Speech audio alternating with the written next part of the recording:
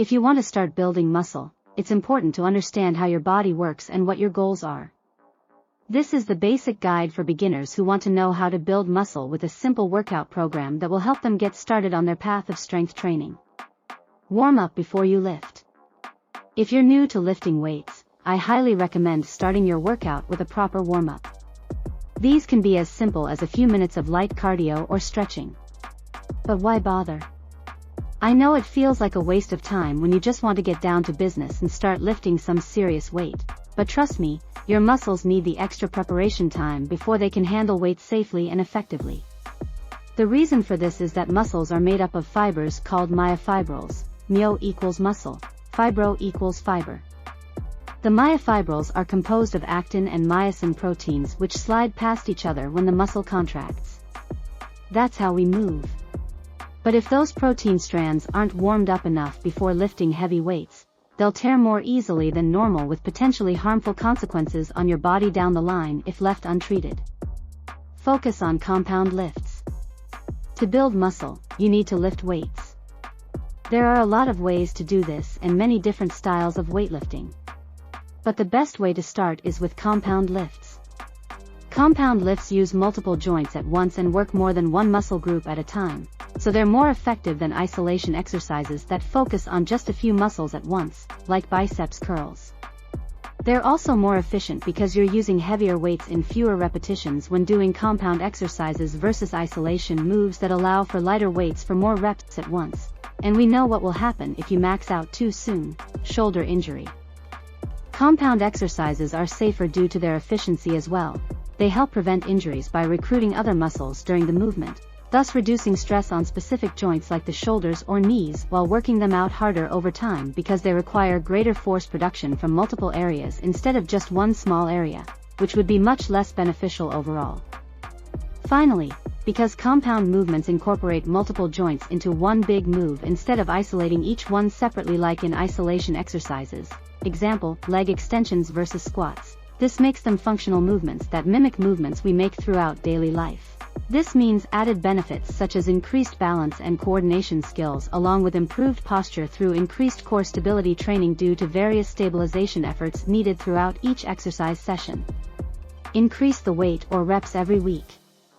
One of the most important things you can do to build muscle is to increase the weight or reps every week. This is called progressive overload, and it's essential for muscle development. The reason for this is that your body adapts quickly to stressors placed on it, like lifting heavy weights. To continue making progress, you must increase your workload so that the body has no choice but to continually get stronger and bigger. When increasing weight or reps, or both, make sure not to go too fast with it. Increase by 2 pounds per week when you're starting out in order to avoid injuring yourself or burning out before building any significant amount of strength. Eat enough protein. Protein is what helps build muscle, so you'll want to make sure you're eating enough of it. If you've never put on weight before, then your body may need more protein than someone who has. The recommended daily amount of protein is 0.8 grams per kilogram of body weight. That's about 50 grams for an average woman and 70 to 100 grams for an average man, depending on their activity level and whether or not they are trying to lose weight. The best sources of protein include meat, like beef or chicken, fish, eggs and dairy products like milk or yogurt. But vegetarians don't have to worry, there are plants that have plenty of this important nutrient too.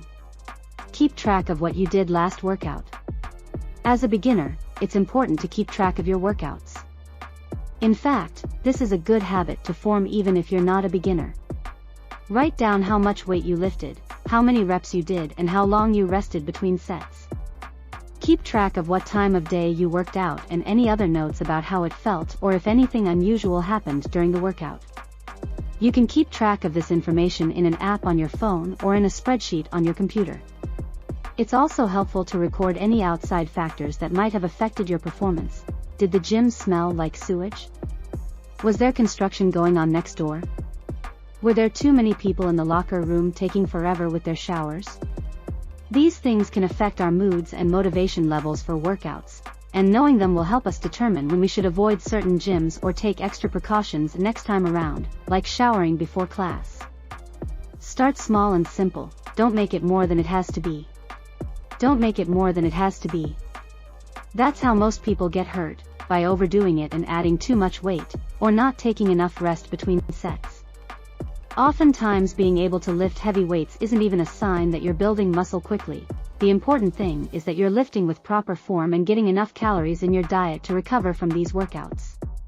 Leave your ego at the door and train with good form. Don't try to lift more than you can.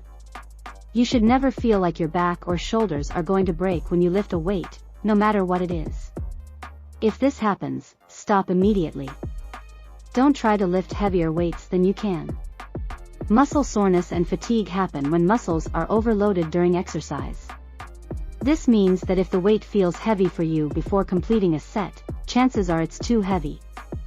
Don't try to lift more reps than you can do with good form, especially if it means sacrificing form for speed or power at any point during the set, like swinging your arms wildly in an effortless curl.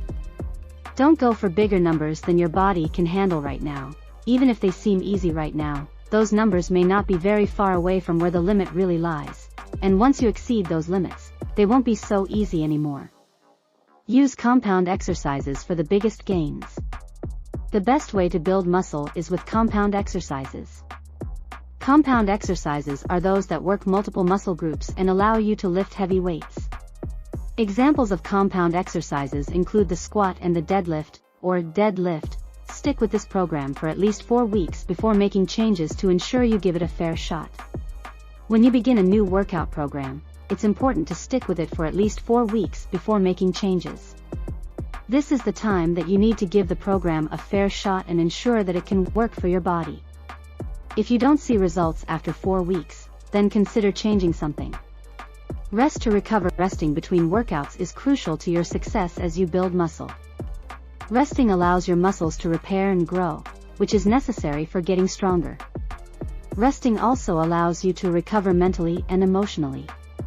You may think that when you are training hard, all you need is more time under the barbell or dumbbells, but this isn't true. When we train hard, our bodies feel like they are on fire, especially when we push ourselves beyond our comfort zones. It's important to give yourself time off so that you can recover from the mental exhaustion of pushing yourself physically and emotionally during a workout.